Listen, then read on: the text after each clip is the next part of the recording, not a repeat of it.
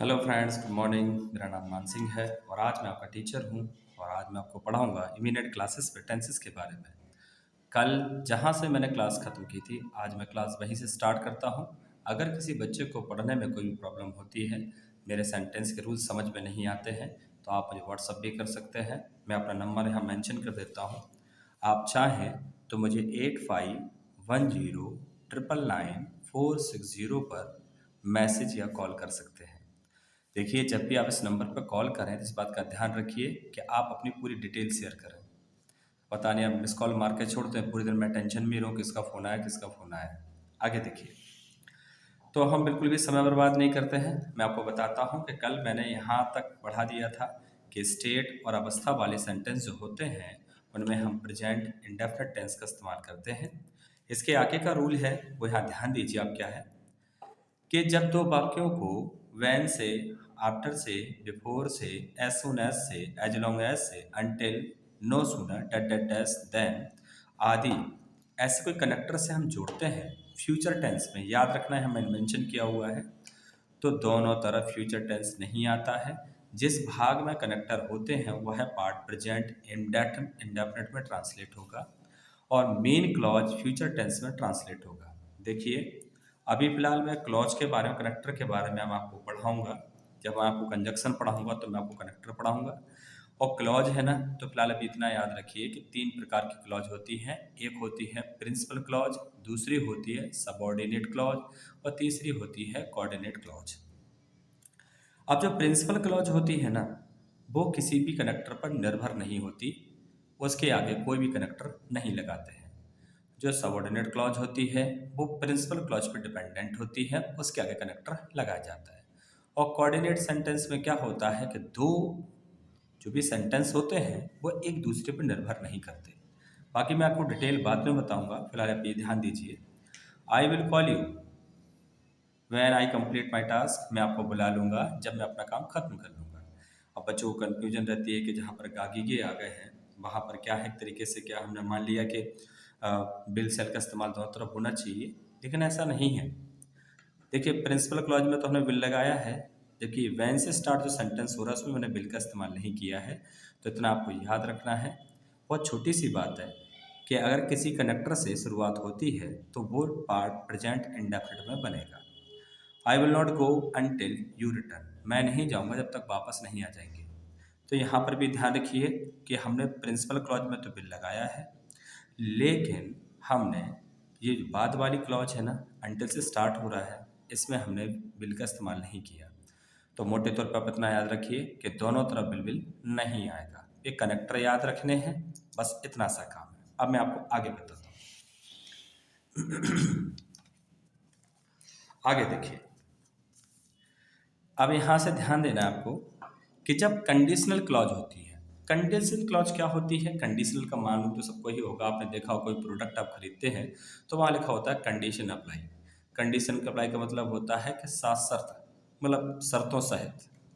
तो यहाँ पर क्या है कि मान लीजिए किसी कंडीशनल क्लॉज में इफ़ या अनलेस जैसे कंजक्शन से दो भागों को जोड़ते हैं, दो सेंटेंस को हम कनेक्ट करते हैं, तो मेन क्लॉज में फ्यूचर इंडेफिनिट बनेगा और कंजक्शन वाले पार्ट में क्या, प्रेजेंट इंडेफिनिट टेंस का यूज होगा। अभी देखिए कैसे, ऊपर वाला गलत हो गया तो मैं नीचे लिखता हूँ, I will give you some money, मैं आपको कुछ पैसे दे दूंगा, if you do this work, यदि तुम यह काम कर दोगे। देखिए, कंडीशन है, अगर आप काम करेंगे तो आपको पैसा मिलेगा, आप काम नहीं करेंगे तो आपको पैसा नहीं मिलेगा। बहुत छोटी सी बात है। आगे देखिए, unless you request them they will not come here, जब तक आप उनसे निवेदन नहीं करेंगे वो यहाँ पर नहीं आएंगे। तो यह छोटी सी बात तो मैं याद रखनी है कि देखिए, अनलेस यहाँ लिखा हुआ है, इफ लिखा हुआ है, दोनों जगह क्या कंडीशन का इस्तेमाल हो रहा है और ये दोनों चीज़ें आपको याद रखनी है। ये भी सेम जो हमने आपको पहला पार्ट बताया उसी की तरह ही है, बस आपको थोड़ा सा ध्यान रखना है। अब आगे देखिए, ये कुछ वर्ड मीनिंग है जो कॉम्पिटिशन एग्जाम में बार बार आते रहते हैं। फिलहाल मैं आपके अभी ये सब नहीं लिखवाऊंगा, मैं आपको बताऊंगा। ऐसे मैं सीरीज पूरी लिख रहा हूँ ये, और ये सीरीज पूरी लिखने के बाद जो बच्चे इस सीरीज को चाहते हैं वो मुझे कमेंट कर सकते हैं, मुझे मैसेज कर सकते हैं। आगे देखिए, अब देखिए, लेकिन एक छोटी सी बात आपको याद रखनी है कि जब इफ और अनलेस से जोड़े गए वाक्य जनरल ट्रुथ को, साइंटिफिक फैक्ट को दिखाते हैं, तो दोनों तरफ प्रेजेंट इंडेफिनिट का इस्तेमाल होगा। देखिए, भले इफ हो अनलेस हो, लेकिन अगर दोनों तरफ सेंटेंस कैसे हो, सत्य हो, ऐसे सत्य जो झुटलाए नहीं जा सकते, तो दोनों के दोनों तरफ क्या बनाएंगे, हम प्रेजेंट इंडेफिनिट के इस्तेमाल करेंगे। जैसे कि यहाँ लिखा हुआ है, if you pour oil on water, यदि आप पानी पर तेल को डालेंगे, इट्स फ्लोट्स, तो ये पानी क्या ऊपर क्या कर देगा, ऊपर आ जाता है। तो ये बात सत्य है, वैसे झुटलाया नहीं जा सकता। If the sun does not rise it will get dark, देखिए मैंने यहाँ पे निशान लगाया है कि ये गलत है। सुनने में लग रहा है कि यदि सूरज नहीं निकलता है तो क्या होगा, अंधेरा छा जाएगा, लेकिन नहीं, यहाँ होगा इट गेट्स डार्क, क्योंकि ये बात भी सत्य है, अगर सूरज नहीं निकलेगा तो अंधेरा हो जाएगा। तो ये दोनों सेंटेंस क्या दिखाते हैं, ये दिखाते हैं जनरल ट्रुथ को और साइंटिफिक फैक्ट को। ऐसी कोई भी बात जो सत्य है वो हमेशा प्रेजेंट इंडेफिनिट में ही ट्रांसलेट होगी। आगे देखिए, as a fix time table हो या as a part of time table हो विच शो फ्यूचर इवेंट, जो क्या करते मैं यहाँ निशान लगा देता हूँ, जो फ्यूचर के इवेंट को दर्शाते हैं वहाँ प्रेजेंट इंडेफिनिट टेंस का यूज होगा। आपको मालूम होगा कैसे करते हैं, मैं आपको बता देता हूँ। Your train leaves Delhi at 6 AM tomorrow and arrives at Agra at 8 AM, आपकी ट्रेन जो है दिल्ली से चलेगी 6 बजे और आगरा पहुंचेगी 8 बजे। तो ये क्या है, ये शेड्यूल टाइम टेबल है। एज ऐसे आप ऐसे भी कह सकते हैं, as a part of time table है। जब ऑलवेज परमानेंट एक्टिविटी को दर्शाता है, मान लीजिए ऑलवेज कहीं लिखा है और यहाँ पर क्या है, परमानेंट एक्टिविटी वाली बात आती है, तो वहाँ प्रेजेंट इंडेफिनिट टेंस का ही इस्तेमाल होता है। ऑलवेज का ये यूज प्रेजेंट कंटिन्यूस में भी होता है, वो मैं आपको बाद में बता दूँगा। देखो कैसे, it always rains in Delhi in January, अगर आप दिल्ली के निवासी हैं तो आपने नोटिस किया होगा दिल्ली में जनवरी में बारिश जरूर होती है। तो ये क्या है, ये परमानेंट एक्टिविटी है। ही always rings me when ever he becomes depress, वह जब भी परेशान होता है मुझे फ़ोन करता है। तो ये भी क्या है, उसकी परमानेंट एक्टिविटी है। अच्छा आगे देखिए, अब देखिए लिंक वर्ब क्या होते हैं। लिंक वर्ब इन्हें स्टैटिक वर्ब भी कहा जाता है। ये बहुत ही आसान होता है। स्टैटिक वर्ब का मतलब होता है कि इनका यूज कंटिन्यूस में या परफेक्ट कंटिन्यूस में नहीं होता, ये प्रेजेंट में लिखे जाते हैं, ट्रांसलेट होंगे, या फिर ये परफेक्ट में होंगे। ध्यान दीजिए कैसे, जैसे कि यहाँ पर लिखा हुआ है, आपको दिख रहा होगा, नो है, एग्री है, डिसएग्री है, वांट है, बिलीव है, लाइक है, लव है, हेट है, डिसलाइक है, feel, hear, look, small sorry smell, taste, sound, certain, involve, consist, measure, doubt, way, etc. इनका यूज कहाँ होता है, इंडेफिनिट में होगा या परफेक्ट में, कंटिन्यूस में नहीं होता है, परफेक्ट कंटिन्यूस में नहीं होता है। आपने कभी नोइंग नहीं सुना होगा, आपने एग्रींग नहीं सुना होगा, आपने वांटिंग नहीं सुना होगा।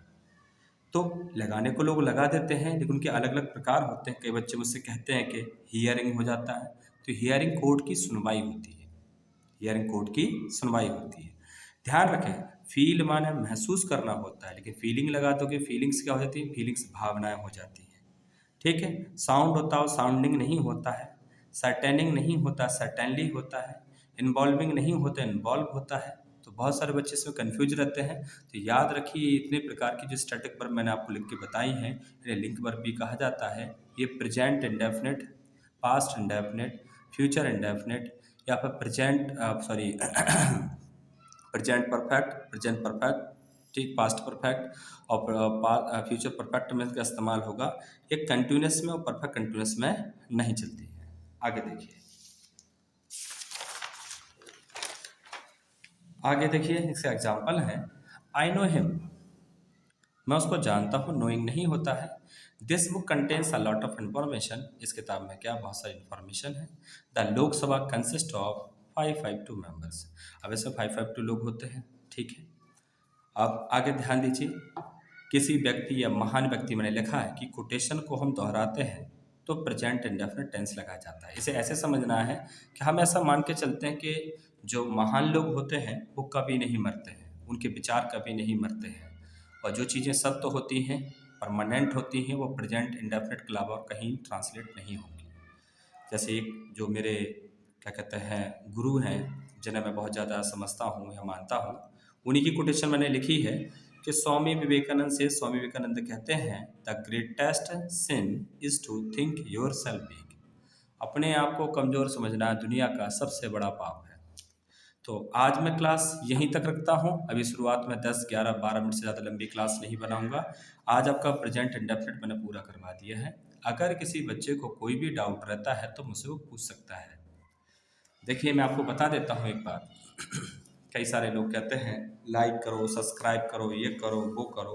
मेरा मानना तो ये है कि ये सब मैं आपके ऊपर छोड़ता हूँ। अगर आपको लगता है कि आप मेरी वीडियो पे कुछ नया सीख रहे हैं, अगर आपको लगता है कि आप अच्छा कर सकते हैं, तो देखिए अभी मेरी ये तीसरी क्लास है जो मैं इसमें वीडियो डाल रहा हूँ। तीसरी या चौथी क्लास है मेरी, वीडियो डाल रहा हूँ मैं। लेकिन मैं कोशिश करूँगा मैं आपको सेटिस्फाई करूँ। अगर किसी को कोई भी क्वारी है तो आप मुझसे पूछ सकते हो। मैं विश्वास दिलाता हूँ कि मैं आपको निराश नहीं करूँगा। Thank you very much. आप इसको देखते रहें। मेरा नाम याद रखें, मान सिंह सर। मेरी क्लास का नाम याद रखें, इमिनेंट क्लासेस। Thank you.